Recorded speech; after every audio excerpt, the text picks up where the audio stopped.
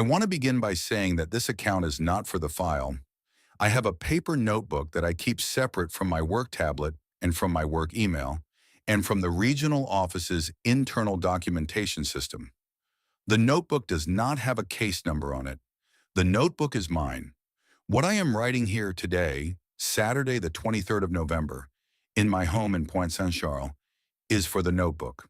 It will not be filed.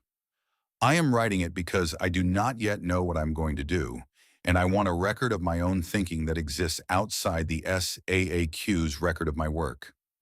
The SAAQ's record of my work, as I will explain, has a different relationship to my thinking than I had previously understood. I am René Doucet, 51, Senior Claims Investigator, Région Métropolitaine Montréal. I have worked for the Société since 2006. And before that, I worked for an insurance broker in Laval, and before that, I was in school. I am good at my job. I want to put that on the record because what follows is going to suggest things about my judgment. And I want it understood that the judgment in question is the judgment of a person who has handled approximately 2,300 files in her career, who has a clean record, who is up for promotion to chef de division in the spring, and whose work has been used as training material at the regional level since 2018. I am writing this in chronological order from the call this morning. The call came at 6:18 a.m. My phone was on the bedside table, charging. The ringtone for my work line is a specific tone I picked years ago because it does not sound like anything else my phone does. I picked up. It was Mark Laverne, my supervisor. He apologized for the early hour. He said there had been a fatal on the 20 East, near St. Hyacinthe, around midnight, and that the file was being routed to me as a media file, and that he needed me at the regional office by 8 at the latest. I asked what was unusual about it. Mark said, 4 fatalities, 3 vehicles. A semi went into the median and crossed into oncoming and clipped 2 cars. Standard fatality scene, except for one thing. There's a 5th driver, survivor. The TVA cameras got him before the SQ could move him off the scene, and he said something on tape that has gone semi-viral overnight. The communications team wants the file handled by someone with media experience. I said I'd be there by 7:30. I want to record that this conversation took 2 minutes and 40 seconds. I know because I was looking at the clock on the bedside table. My ex used to time my phone calls when she was annoyed with me about something, and I learned the habit from her. 2 minutes and 40 seconds is a short call for Mark, who is a friendly man and likes to ask after my mother. He did not ask after my mother this morning. The call had a quality of prearrangement, by which I mean Mark spoke as though he had been told what to say and had been told to keep it short. I noted this and proceeded to get dressed. I drove to the regional office through fog. The fog along the river in late November is a thing I have learned to drive in over many years. It is dense and cold, and it sits in the low parts of the city until the sun burns through it around 10. I was at the office at 7:20. The office on Saturdays is normally empty except for the on-call investigator and the security desk. This morning the office had 10 cars in the lot: the communications director's car, the legal director's car, Mark's car, 2 regional directors I recognized by their plates, 3 cars I did not recognize. I parked in my usual spot. Inside, the 3rd floor was lit. The 3rd floor on a Saturday is, normally, dark. The lights were on in the conference room at the end of the hall, the one we use for sensitive case review. I went to the conference room. There were 11 people in it. Mark was at the table. The communications director was at the table. The legal director was at the table. 2 of the regional directors. A man I did not recognize who turned out to be from the SQ Media Liaison Office. A woman I did not recognize who turned out to be from the Bureau du Coroner. The on-call investigator from the Trois-Rivières office. 2 interns I had not met, and a man in a charcoal suit who was introduced to me as Daniel Roussel, consultant en gestion de crise externe, external crisis management consultant. I had never seen him before. Mark gestured for me to sit. I sat. The legal director, a woman named Pascal Tremblay, opened the meeting. She said, "René, thank you for coming in. You've been briefed in general terms. We're going to give you the file and the file context together. We need you to handle this one. because we need someone with media experience, and because we need someone whose work has the senior sign-off structure attached to it. You're going to be the lead investigator. The file will close under your name." I said, "Hey, Pascal, what's the file context?" Pascal said, "The collision occurred at approximately 23:47 on Friday night, the 22nd of November. A semi-tractor pulling a flatbed eastbound on the 20, between exits 130 and 138, lost control and crossed the median. It struck a westbound Honda Civic and a westbound Hyundai Elantra. The driver of the semi died at the scene. The driver and front passenger of the Civic died at the scene. The driver of the Elantra died en route to the hospital in Saint Hyacinthe. There is one survivor, a man named Etienne Lassalle, age 42, who was driving a Toyota Corolla westbound, approximately 100 meters behind the Elantra. He was uninjured. He pulled over. He was the first person to call the SQ. Are you with me?" I said yes.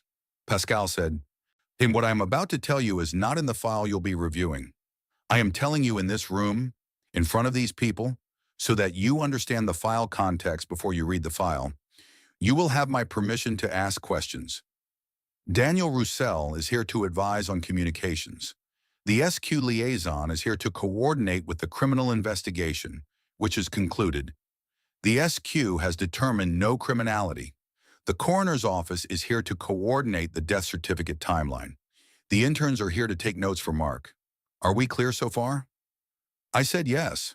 Pascal said, "When the SQ arrived on scene, they identified the driver of the semi as a man named Hugo Verreau. They identified him by his license and by his vehicle registration. The license was current. The registration was current. And the semi belongs to a transport company called Routier Boucher Incorporated, based in Drummondville. The semi was making a delivery from Toronto to Rivière-du-Loup." She paused.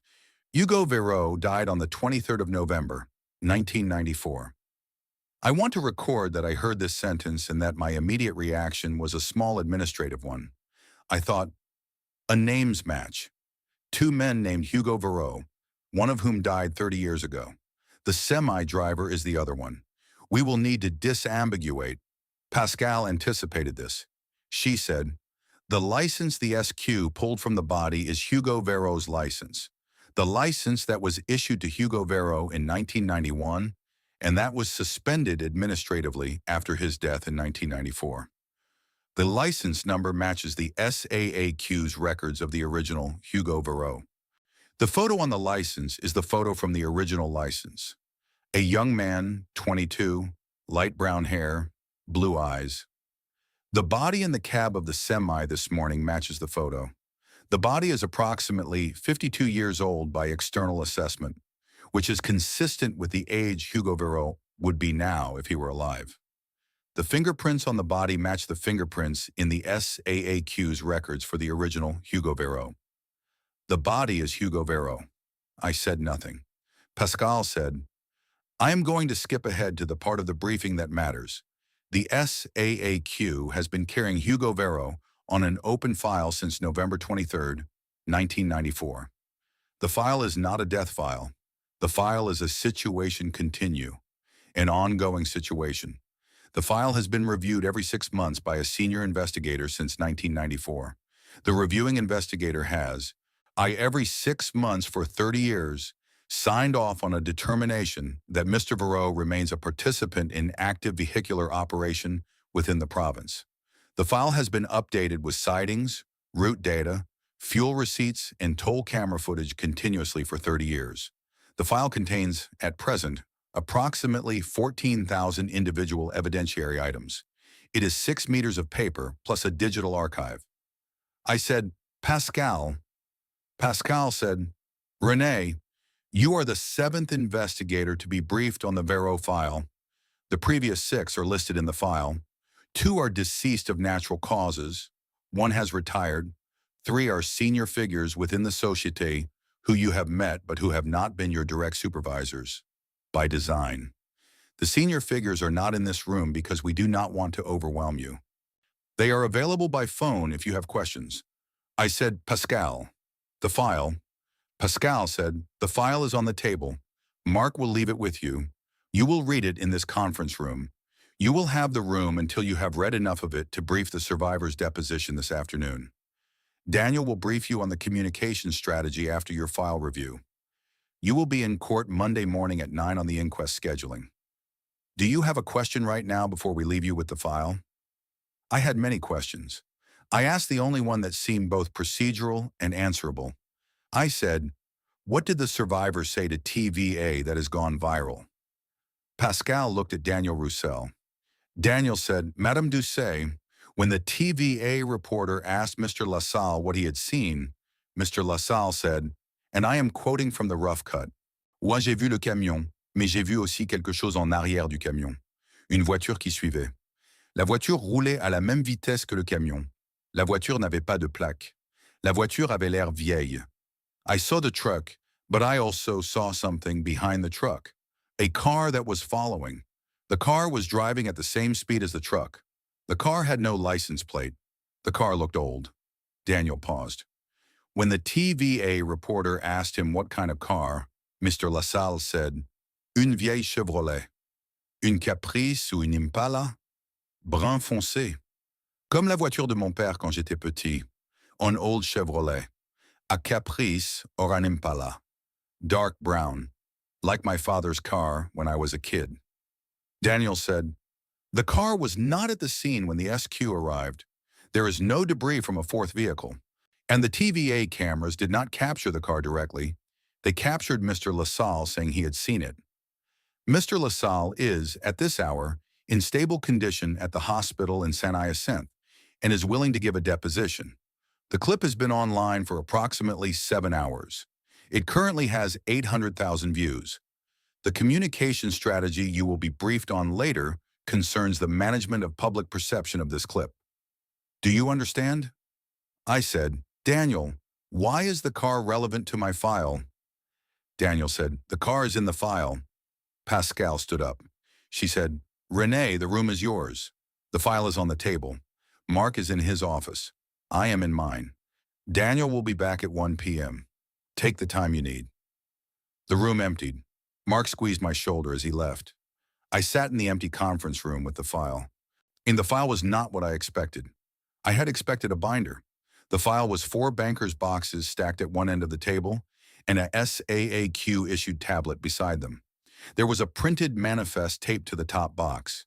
The manifest listed the evidentiary items by category, license and registration documents, 2 items, accident reports related to the original 1994 fatality, 1 item, what I would later read, biannual review summaries, 60 items dated 1995 through 2024, fuel receipt logs, continuous organized by year, toll camera captures, continuous organized by section of highway, traffic camera captures, continuous organized by camera ID and date, sightings reports from SQ patrol officers, organized by detachment, correspondence between the Société and family members of the original Hugo Verreau, closed in 2003, correspondence between the Société and the operating company Routier Boucher Incorporated, continuous, and miscellaneous.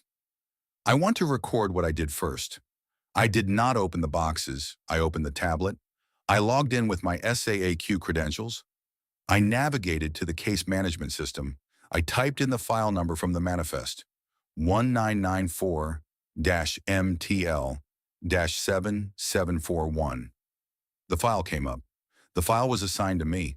The assignment was dated November 23rd, 2024, today, at 6:22 a.m., 4 minutes after Mark had called me. The assigning supervisor was listed as Mark Laverne. The case status was active. I scrolled to the activity log. The log went back to November 23rd, 1994. Each entry was a date, an investigator's name, and a brief notation. The first entry was the original assignment to an investigator named Robert Melhot, who I later confirmed was a senior investigator in Montreal, who retired in 2002. The notation on the original assignment was fatal, ongoing, see attached. I scrolled forward. The biannual reviews were uniform. File reviewed. No change in status. Subject continues active operation. Recommend continued monitoring. Each review signed by a different investigator across 3 decades. The fourth investigator, in 2003, had written a longer note that I read carefully. Per consultation with senior management, family correspondence has been closed at the family's request. The family has accepted the determination that Mr. Varro is a participant in continuing operation and has expressed satisfaction with the Societé's monitoring activities. No further family contact is required. Continued review by the assigned investigator only. I read this note twice. I went to the next entry. File reviewed. No change in status. Subject continues active operation. I want to record that I sat in the conference room for some time before I opened the boxes. I sat for perhaps 15 minutes. The fluorescent lights were the morning lights, the bright ones, before the building's automated dimming system reduces the levels at 9. I could hear the heating system cycling. I could hear, faintly, the elevator at the end of the hall going up and down with the weekend cleaning crew. I want to record that what I felt during those 15 minutes was not fear. What I felt was the very specific feeling of a competent professional being shown the part of her institution she had not previously been allowed to see. I have felt this feeling once before, in 2014, when I was promoted to senior investigator and was shown the protocol for handling files that involved the family members of Société employees. The protocol was straightforward and humane. Files involving employees' relatives are routed to investigators in different regions to avoid conflicts of interest. But the existence of the protocol had not been disclosed to me until I was promoted. I remember feeling in 2014 that I had been working at the Société for 8 years without knowing it had this kind of layer. I felt the same feeling this morning, but more so. I opened the first box.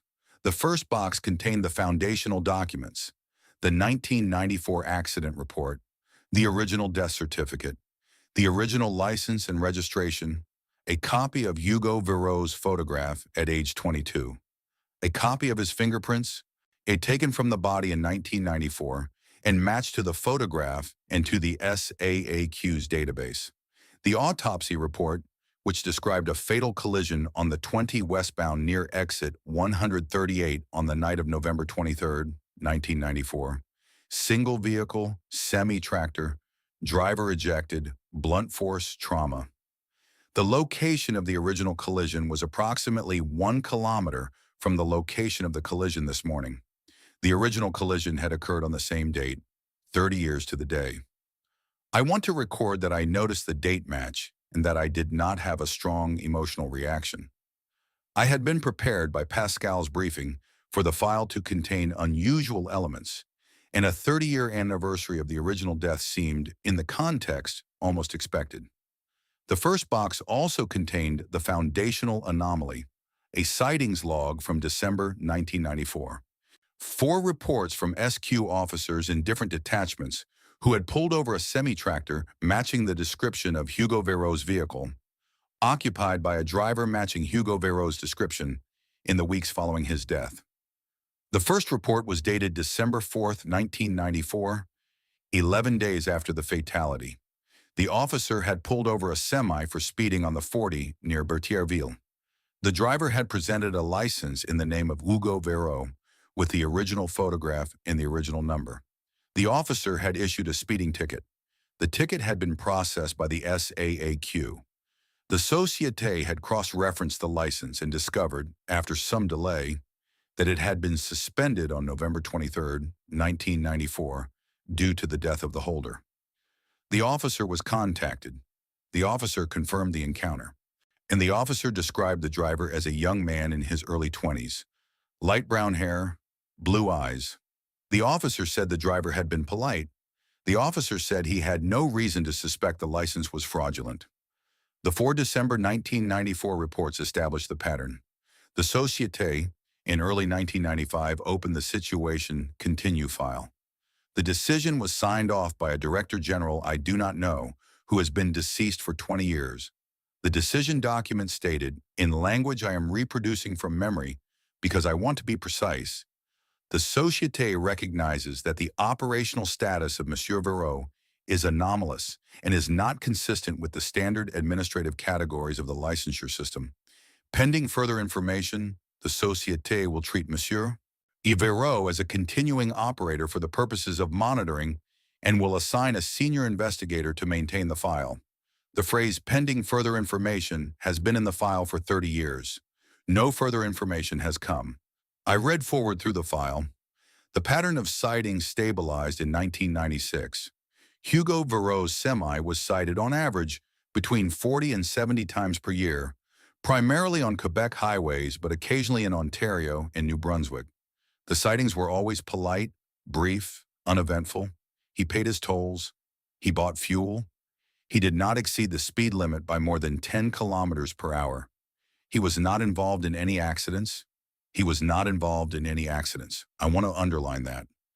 I want to record that I read this part of the file with growing surprise, because I had been prepared for a tragic figure, a ghost driver responsible for a series of fatalities, a phantom causing harm. And the file I was reading was not that file. The file I was reading was a file about a man who had been driving carefully and lawfully across the Quebec highway system for 30 years, paying his tolls, refueling at the same chain of truck stops, never exceeding the speed limit, never causing harm. The file was a file about the Société's monitoring of a man who, after his death in 1994, had continued to drive a truck politely. I want to record what I felt at this point in the file review. I felt something like institutional admiration. I felt that the Société had, in 1994, encountered a situation that no administrative category in the world was prepared to handle, and had responded by inventing a category. The category was situation continue. The category had no theological, philosophical, or scientific content. The category was bureaucratic. It said simply, this man's file is open, we are watching the file, when the situation changes, we will respond.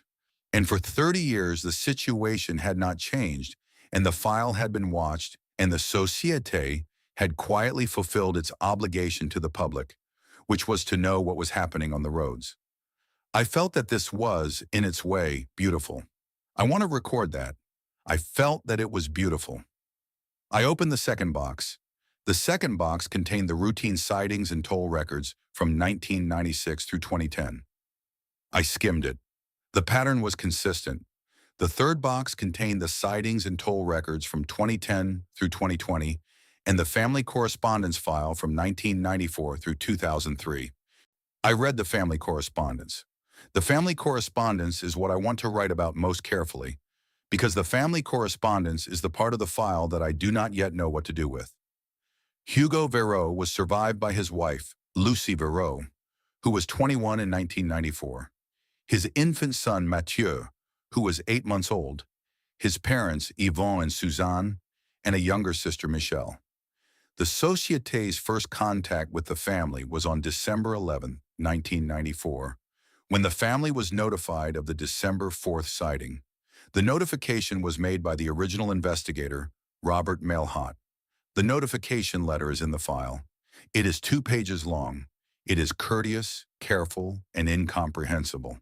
It states that the Société has received reports of vehicular operation under Hugo Vero's license subsequent to his death, and that the Société is investigating, and that the family should be aware that this kind of administrative anomaly occasionally occurs in the months following a fatality due to record-keeping delays, and that the Société will follow up when the matter is resolved. The first response from the family is a letter from Lucie Vero, dated December 18, 1994. Lucie writes that she has read Monsieur Melot's letter and that she does not understand it. She asks for clarification. The Société's response, dated January 4, 1995, signed by Melot, states that the matter is more complex than the original letter conveyed and proposes a meeting at the Société's regional office. The meeting took place on January 14, 1995. Melot's notes from the meeting are in the file. The notes describe a conversation in which Mailhot disclosed to Lucie Vero, are in the presence of Lucie's mother and Lucie's lawyer, that the Société had now received 11 sightings of Hugo Vero driving his semi-tractor, that the SQ had verified the sightings, that the license and registration on file had been used in each case, and that the Société had no administrative framework for handling a case of this kind. The notes describe Lucy's reaction. Mello writes, Madame Verreau did not appear surprised. She asked one question, which was whether her husband had been seen at any specific location. I provided the locations of the 11 sightings. Madame Verreau confirmed that all of the locations were on his regular route. She said, then he is doing his job. She said this calmly. The meeting concluded with an agreement that the Société would maintain contact with Madame Verreau on a quarterly basis to share sightings information. I read this, and I want to record what I felt. I felt the floor of the room I was sitting in shift very slightly. Not literally, the room did not shift.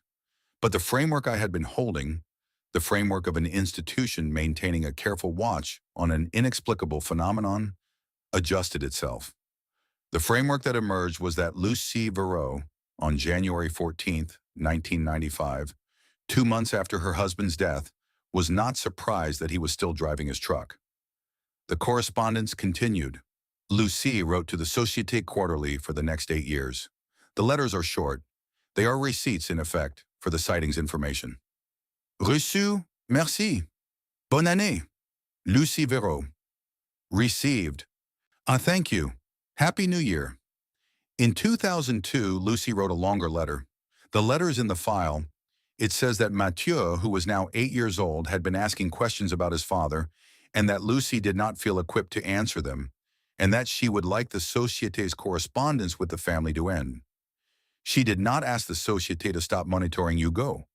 She asked the Société to stop telling her about it. She wrote, Je sais qu'il fait son travail. C'est suffisant. I know he is doing his work. That is enough. The Société's response, dated October 3, 2003, signed by the senior investigator at the time, a man named Pierre Beauregard, who I knew slightly before he retired in 2014, agreed to close the family correspondence. Beauregard wrote, Madame Verreau, the Société will continue to monitor Monsieur Verreau's operations as it has done. We will not contact you further. If at any point in the future you would like to resume correspondence, you may write to this office and we will respond. We thank you for your patience and we extend again our condolences. The family correspondence file ends there. The Société has not contacted Lucy Verreau since October 2003. Lucy Verreau is now 51 years old, the same age as me, and lives in Drummondville. Her son Mathieu is 30 years old and lives in Montreal and works according to the SAAQ's vehicle registration records as a software developer. I closed the family correspondence folder. I sat with my hands on the table. I want to record what I thought. I thought, the SAAQ knows where Lucy Verreau and Mathieu Verreau are. The SAAQ has known where they are continuously, not because the SAAQ is the licensure agency for the province, and Lucy and Mathieu have driver's licenses and registered vehicles. The SAAQ has been watching the family in the same passive way it watches everyone in the province who drives. The SAAQ has not been telling the family what it is watching. The family stopped wanting to be told in 2003. The family asked for silence. The family received it. The Société's monitoring of Hugo Verreau is, I realized, a private courtesy that the Société extends to itself. It is not for the family. It is not for the public. It is not for the SQ. The SQ does not know about the file in any meaningful way. The SQ contributes to the sightings reports because that is the SQ's job. But the SQ does not maintain a parallel file. The Société's file is the file. The Société is keeping the file because the Société, who in 1994 decided that something administrable had to be done with what had happened, and the Société has been administrating it ever since. I opened the fourth box. The fourth box contained the sightings and toll records from 2020 through November 22nd, 2024, the day before yesterday, and a smaller folder labeled La Salle. I did not open the La Salle folder yet. I read the recent sightings. The recent sightings showed Hugo Verreau's semi-crossing the toll plaza at Granby on the 10 westbound at 3:14 p.m. on November 22, 2024. Refueling at the truck stop in Saint-Hyacinthe at 5:48 p.m. Toll Plaza at Saint-Liboire on the 20 eastbound at 8:31 p.m. Last sighting before the collision, traffic camera 20-E-114, kilometer 138 at 11:43 p.m. The semi was eastbound in the right lane, doing 105 kilometers per hour. And the dashboard camera footage from the camera at 20E114 shows the semi clearly. The driver is visible. The driver looks like the photograph of Hugo Verreau at age 22. I do not know how to write about that. I am going to record only that I noted the resemblance to the photograph and continued. The collision occurred at 23:47 p.m. The dashboard cameras at 20E, 115, 116, and 117 captured the lead-up. The semi was driving normally. At 23:47, the semi suddenly veered to the left, crossed the median, and entered the westbound lanes, where it struck the Civic and the Elantra. The cause of the veer is not visible on the camera. There is no debris in the road that would have caused it. There is no blowout visible. The semi simply turned the wheel sharply into the median. I want to record that I watched this footage 3 times. And the semi turns the wheel. There is no preceding event. The semi turns the wheel. I closed the 4th box and opened the LaSalle folder.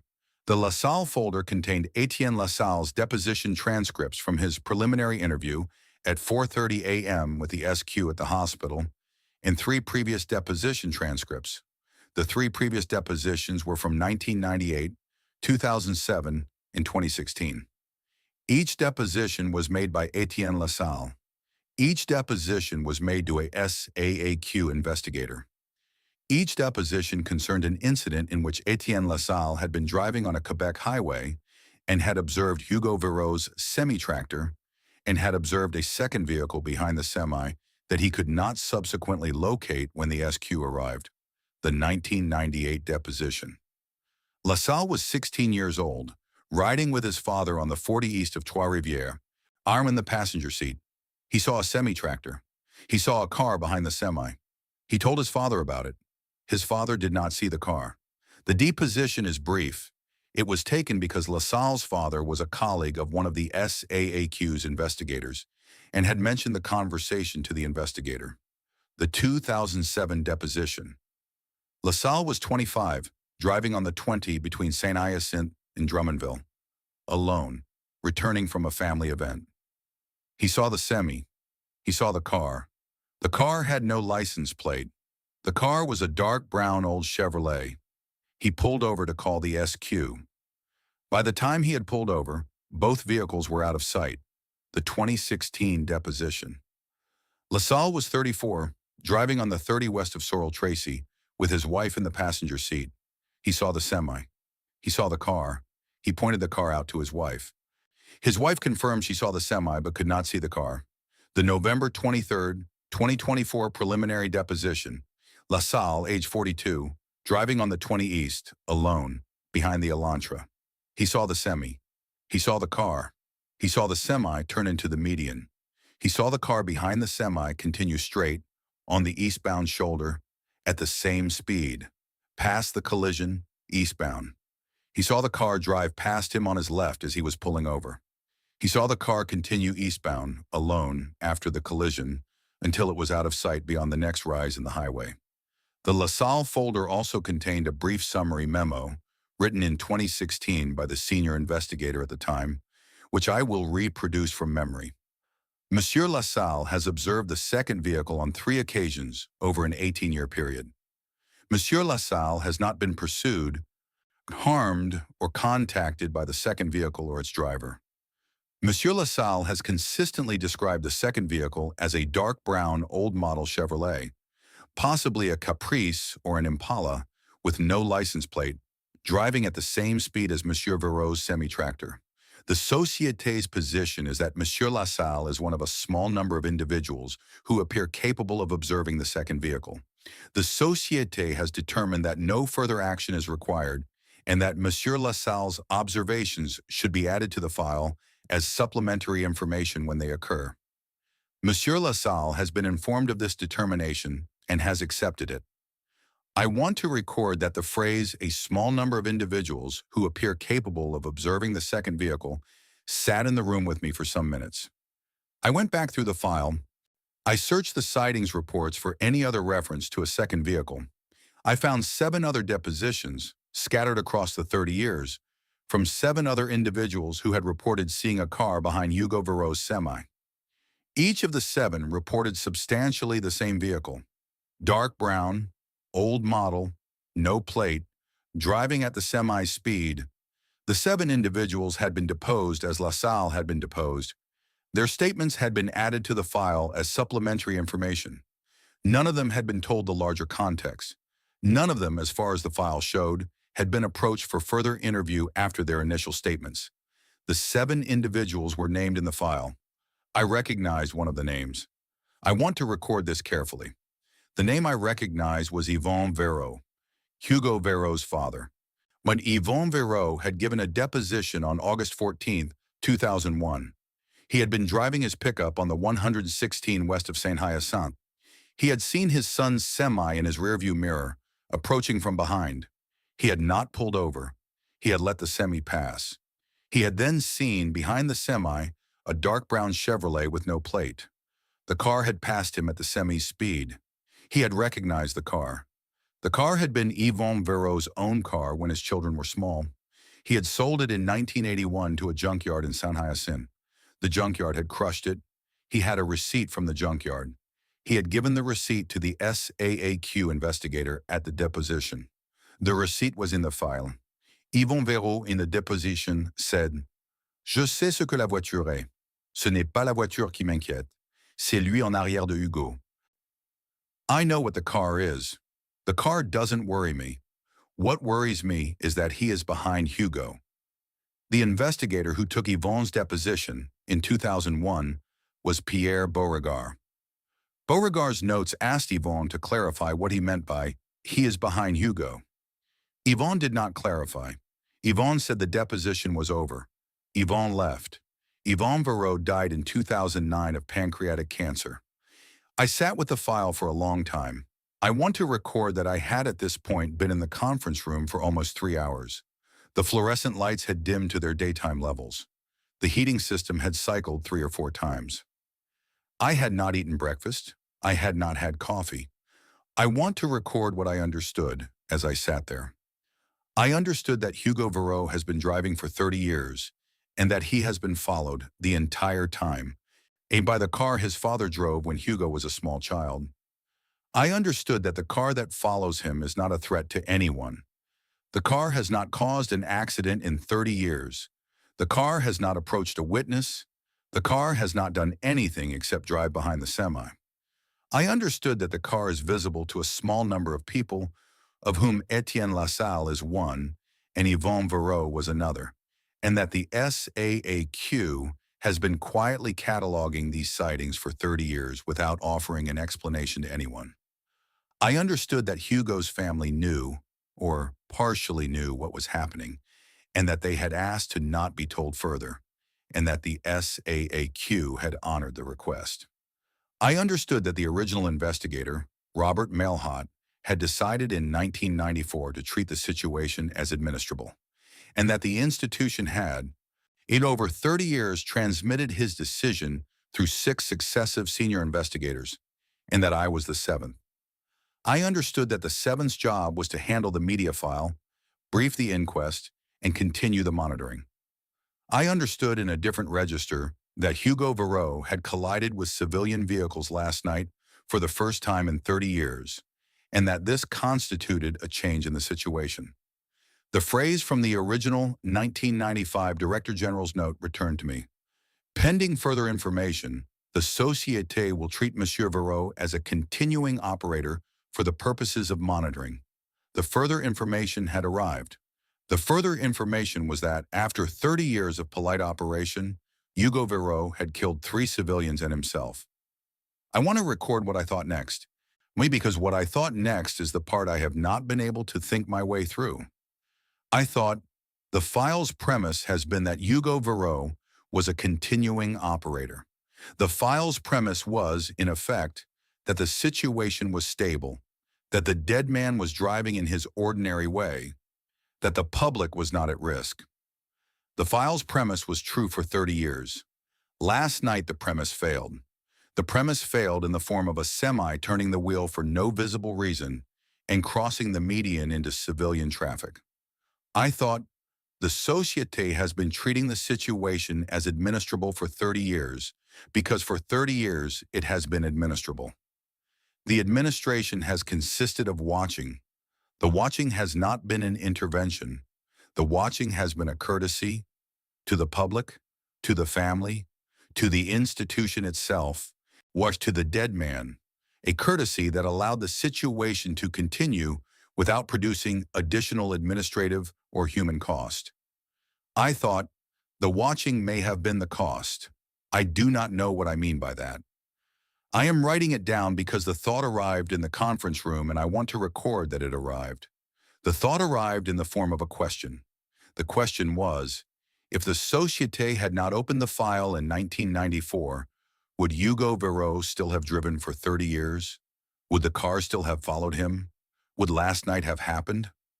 I do not have a way to answer that question. The question is not, in any sense, a question my training equips me to address. I am an investigator for an automobile insurance corporation. I assess fault, calculate damages, and process claims. I do not assess whether files cause the situations they document. I want to record one further thing. At 11:15, Mark came back into the conference room. He brought me coffee. He sat across from me. He asked how I was doing. I said, Mark, how long have you known about the file? Mark said, since 2018. I said, how did you find out? Mark said, I was supervising senior investigators and one of mine, Pascal, before she went into legal, was the assigned investigator on the file. She briefed me when I needed to sign off on a routine review. She briefed me at her own discretion. There is no formal protocol for supervisor briefing on this file. She decided I should know. I said, why am I being briefed today and not at my promotion? Mark said, because the file has changed. The file has not changed in 30 years. Last night, the file changed.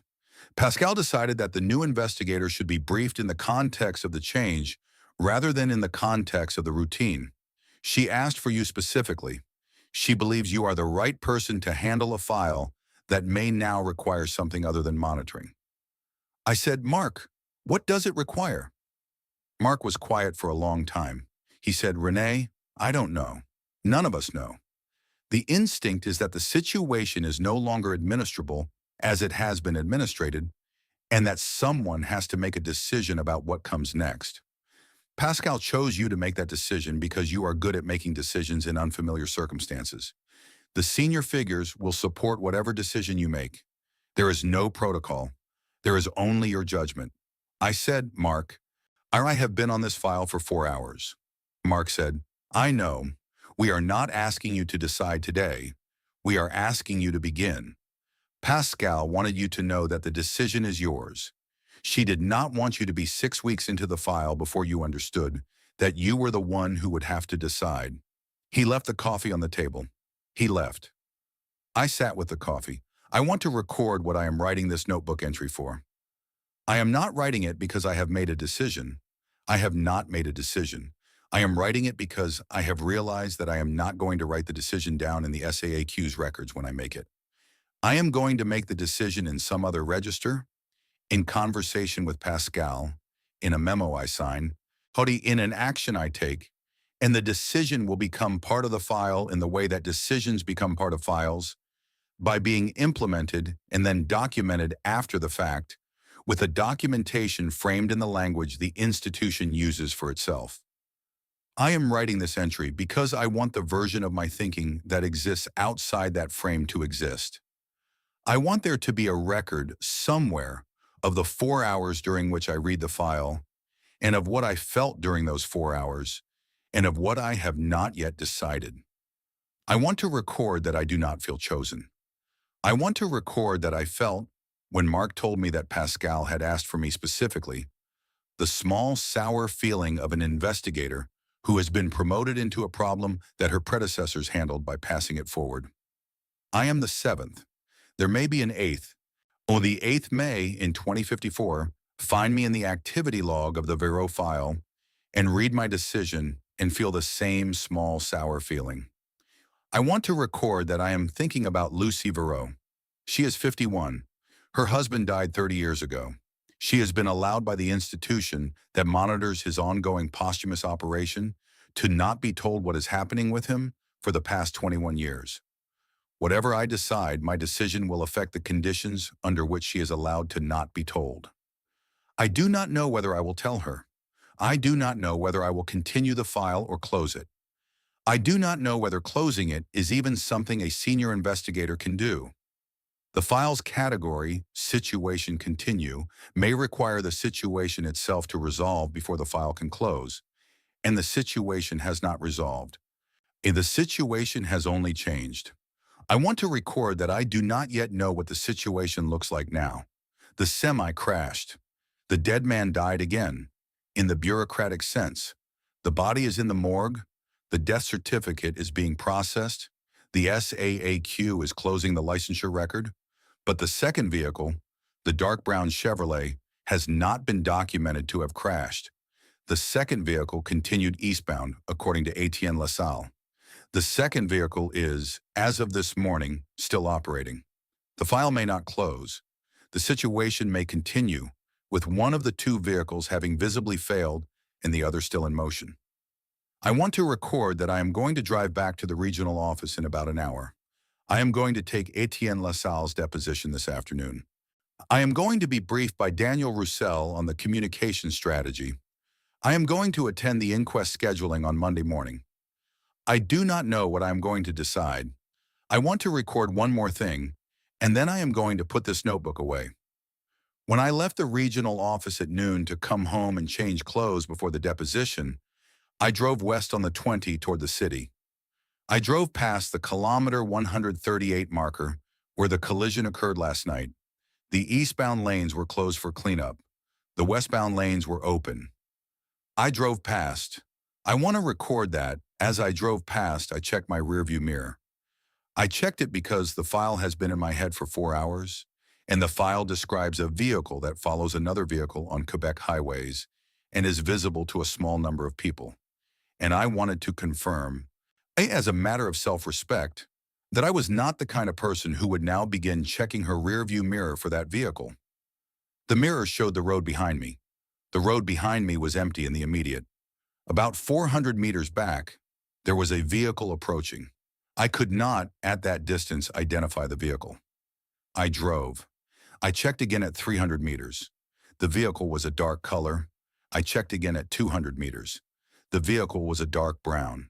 I checked again at 100 meters. The vehicle behind me at 100 meters was a UPS delivery truck. Brown, square, modern, with UPS markings on the side. I want to record that the relief I felt was disproportionate. I want to record that the relief told me something about how the file had landed in me in 4 hours. And I want to record that I am going to stop checking the mirror. I want to record that I am going to drive back to the regional office at 1 p.m. and that I am going to do my job, and that I am going to handle the file as I have handled 2,300 other files over 17 years, with the difference that this file will not, in any meaningful sense, close. I want to record that this is what the 7 previous investigators have done. I am today the 7th. The 7th has begun. I am going to put the notebook away. I am going to go to work.